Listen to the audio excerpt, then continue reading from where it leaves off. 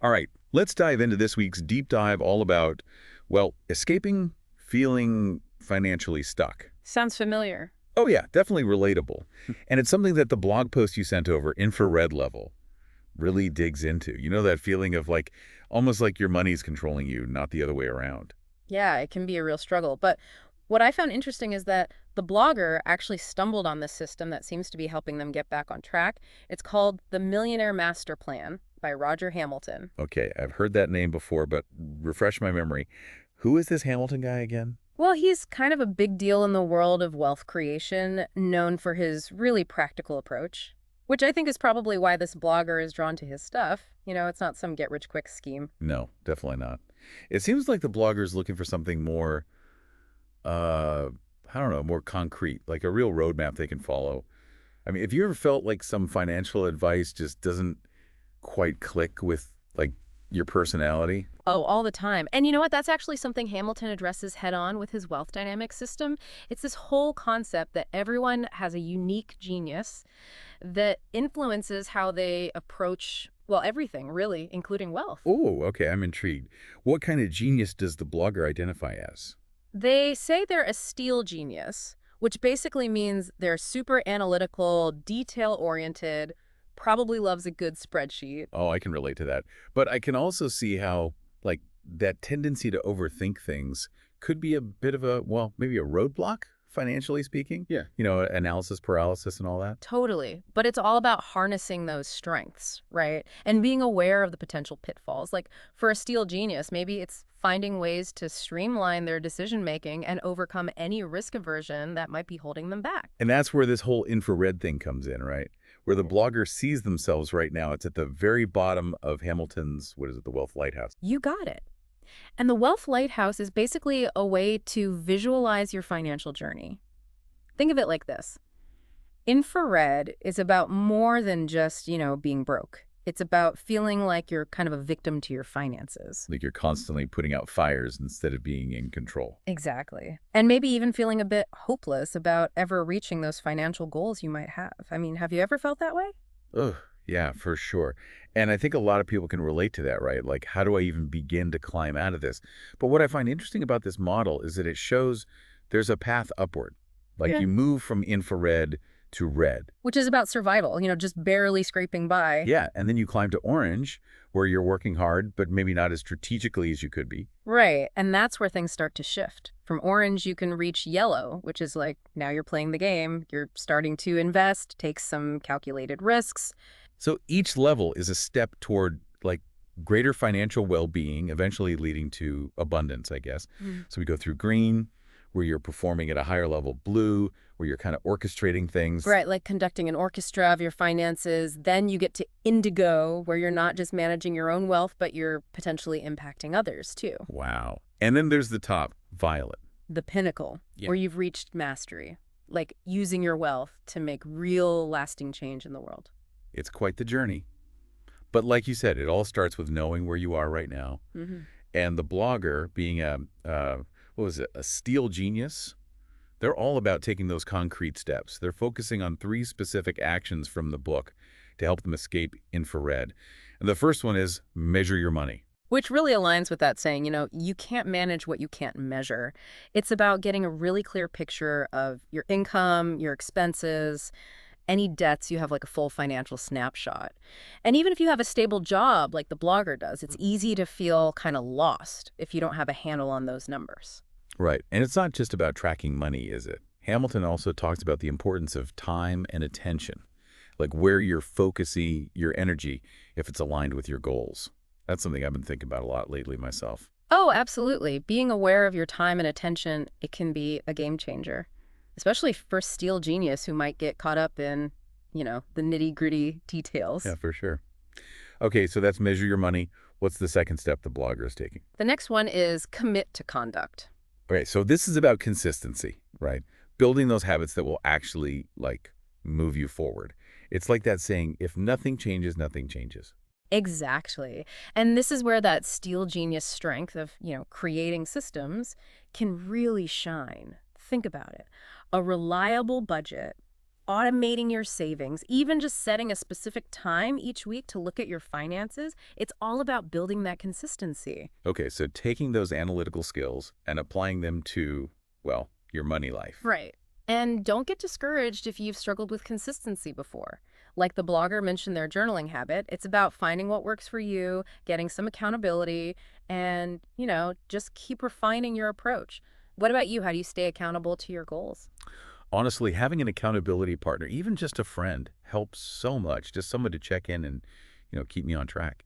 And speaking of accountability, the blogger is actually using social media for that. They're creating a new Instagram profile to document their journey out of infrared. Oh, that's smart. Especially for a steel genius, that public accountability can be really motivating, like having a whole community cheering you on. And it leads us to the final step.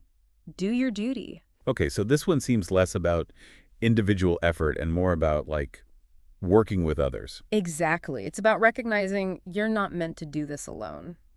Doing your duty could be finding mentors, joining mastermind groups, even just having open conversations with friends and family about your goals. So it's like building that support system and using everyone's strengths. I love that. Exactly. And it's also about using your unique genius, not just to achieve your own goals, but maybe even help others do the same. Okay, so the blogger is taking action, getting organized, building a community.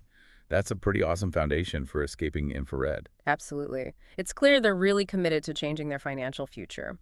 Now, before we go deeper into each genius type and how they navigate the wealth lighthouse, let's take a moment to bring this back to you, the listener. Yeah, let's do that. Take a second and think about your own financial journey. Where do you see yourself on that wealth lighthouse? What are your goals? And most importantly, what's one small step you can take today to start moving toward them? Remember, even the tiniest action can create momentum. It's pretty inspiring to see the blogger actually taking those first steps, like moving from feeling stuck to taking control. Yeah, it really is. And it's a good reminder that no matter where you are on that wealth lighthouse, you can start making progress, right? Okay, I want to go back to those genius types for a sec. You mentioned the blogger is a steel genius. But what about other personality types? How do they fit into all of this? That's a great question. So Hamilton actually outlines 8 geniuses in total. Each one, has their own strengths and ways they approach wealth. For example, you might resonate with the dynamo genius. They're known for their energy and that entrepreneurial spirit. Oh, okay. So like the person who's always coming up with new ideas, always on the go. Exactly. But they might struggle with slowing down and focusing on those details. Yeah, that makes sense. And is that where a steel genius would come in? Well, To provide some balance? right. A dynamo genius and a steel genius working together, that could be a really powerful combo. And then you have the blaze genius. They excel at connecting with people, building relationships. Oh, so the ultimate networker. Yeah. Someone who can light up a room and inspire people to take action. Exactly. I'm starting to see how all these different geniuses can not only find their own path to wealth, but, even complement each other. Right. It's like figuring out your own strengths and then looking for ways to leverage those, but also recognizing where you might need some support. What about you? What are some of your natural strengths, would you say?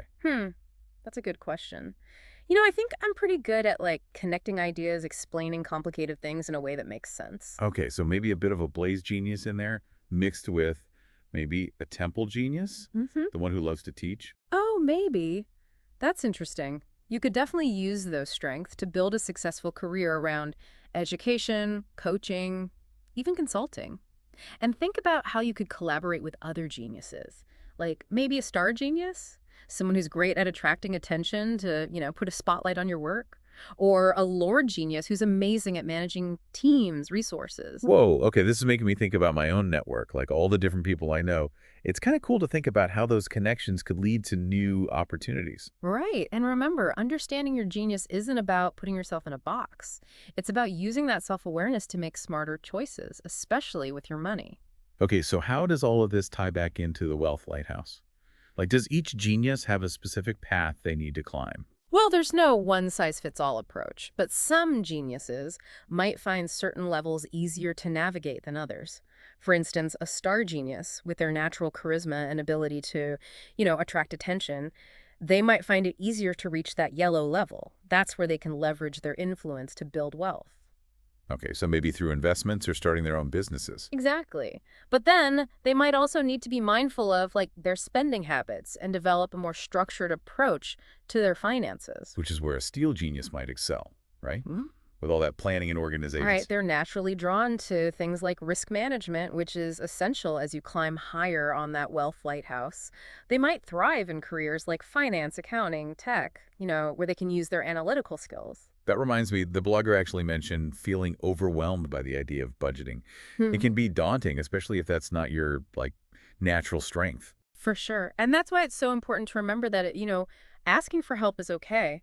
Maybe collaborate with a steel genius friend or even hire a financial advisor. There are tons of tools and apps that can make budgeting way easier too. That's a really good point. Mhm. But even with all the right tools, there's still that mental hurdle, right? Like shifting your mindset about money. Oh, absolutely. It's not just about practical steps. It's also about addressing those, deeper beliefs that might be holding you back. Remember the blogger talked about not feeling in control of their money? Yeah, I think that's something a lot of us struggle with, like constantly playing catch up, worrying about surprise expenses. It can be exhausting. It really can. And, that's where this whole wealth dynamic system can be so powerful. It's not just about like making money, it's about aligning your money with your purpose, with your values. So like making your money work for you in a way that feels good. Exactly. And that looks different for everyone. For a Blaze genius, maybe it's about using their wealth to strengthen their community. A dynamo genius might be super passionate about funding innovative projects. And a steel genius might find fulfillment in creating financial security for, their family. I love that.